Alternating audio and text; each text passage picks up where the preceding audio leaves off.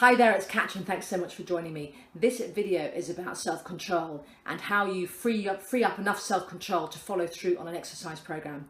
Now, I'm a personal trainer. I specialize in weight and I work with clients who are looking to either start an exercise program or add exercise to a program they already have. And in all cases, the starting point is about self-control. So how do they build this into the routine? How do they have the motivation to make sure they're going to follow through on their goals? And what I always say to clients is that I believe that we all have a measure of self-control, but they're almost like beans that you use up per day, and that you only have a set number of self-control beans, so you need to spend them wisely. I'm not alone in this. If you look at some icons, say for example of business, people like Bill Gates, they also appreciate that you only have a certain amount of self-control or decision-making beans per day, and they spend them wisely. With a lot of these guys, they wear the same clothes every day to work. So they have, 5 identical shirts and 5 identical pairs of trousers, and they put the same outfit on every day. Now, the reason they do that is because they want to maintain their self-control or their decision beans for other more important things during their day. So if we put that into a fitness context, what that means is you need to find ways to simplify your fitness routine and simplify other routines in your life to allow you to have the self-control and decision beans left to decide to get to the gym or go for your run. So here are some ideas for how you can simplify, how you can eject things that are going to actually exhaust your self-control, your decision beans, so that you have them left for fitness. So the first thing I would suggest is that you make sure that your gym bag is always packed and it has everything in you need. What you don't want to be doing is in the morning before work, having to pack your bag quickly to get off to work out later on. You want to make sure that you've done that the night before. So make sure that your gym bag has everything in you need. I would rather take a gym bag with a range of gear in, or take a gym bag even if I'm not sure I'm going to train, than not take one, or take one that's only partially packed. So I, for example, will take a gym bag with me almost any time I go out, so that if I have chance to train, I can train. When I go, for example, away on business, I'll always take some gym stuff with me. I may not find a gym I can train at when I'm there, but at least if I have a pair of running shoes with me, for example, I can go out for a run. So I make it easy for myself by not having to get there and then think, well, how am I going to train? Having to use some of my energy beans, my decision beans, my self-control beans to work out how I'm going to train. So the first point I said on self-control is make sure that your gym bag is packed before you go.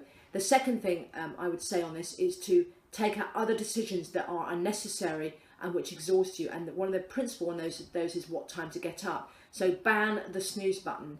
Decide what time you're going to get up in the morning and make that consistent, including weekends. If you do that, you'll find that it's one less thing you have to debate with yourself in the morning. You won't wake up exhausted either because you've hit the snooze and watched your brain with alpha waves, which is what the snooze button does. It actually tires you out. But also you won't have spent your mental energy debating, just another 5 minutes, just another 5 minutes. You will just have got out of bed, and that's really, really important. And particularly if you set your alarm so that you can train before you go to work, that's a really good strategy for making sure that you're not exhausting your self-control before you start the day. Which leads me into my third point, which is if you've got things that you need to do, so fitness, for example, you want it to be a priority, do it first thing in the day. Again, if I go back to some of the business leaders, like people like Bill Gates or Tim Ferriss, for example, they believe, and I agree, that if you've got particular key things that you want to work on or focus on, do them earlier in the day. Certainly do them before midday when you've got the most energy. So back to your self-control, your decision beans, pre-decide what time you're going to do your workout routine, pre-decide what time you're going to get up, and make sure that those two decisions actually encourage you to train. Because, for example, you wake up early enough that there is enough of a gap between the start of your day and the start of your work to give you time to work out.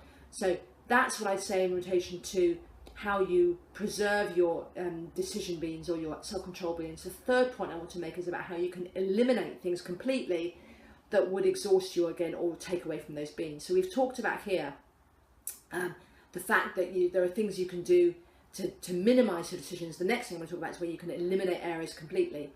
And this is all about accepting chaos. So if you have particular things that you're focusing on, so you have fitness goals, there may be other areas of your life that you simply can't have the focus on right now.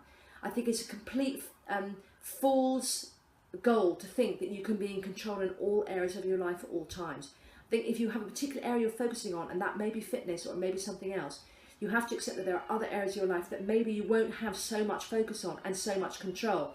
A classic would be things like your home and how tidy it is. If you're going to spend your time running around trying to clean your house, you're not going to have the energy to go for that run or go to the gym. So really important that you accept the fact that if you're going to focus on one area of your life, other areas may be slightly out of control, and that is okay.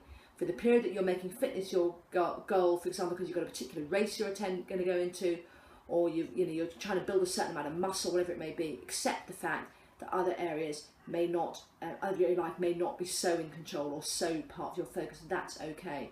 So that's what I have to say about self-control. I hope that's been helpful. I'm a personal trainer, so if you've got any particular questions you want to ask me around training or mind body, then please do either leave me a comment below this video. You can also reach me on the Facebook page, which is facebook.com/3ps media. You can also message me direct if you want to. I'm at hello@3pspublishing.com. That's hello@3pspublishing.com. I'd love to hear from you. It's great to hear from questions that come in. If the question I think is a broad appeal, then I will do a video that will go onto the channel. I'll give you a shout out. I will answer anyway, whichever, whether it's something of broad or niche appeal. Please do press subscribe. It'd be lovely to have you. This channel is all about helping you do the best you can be. As the master on the channel said, it's about being you, only better. So I hope I can help. It's been a pleasure. Have a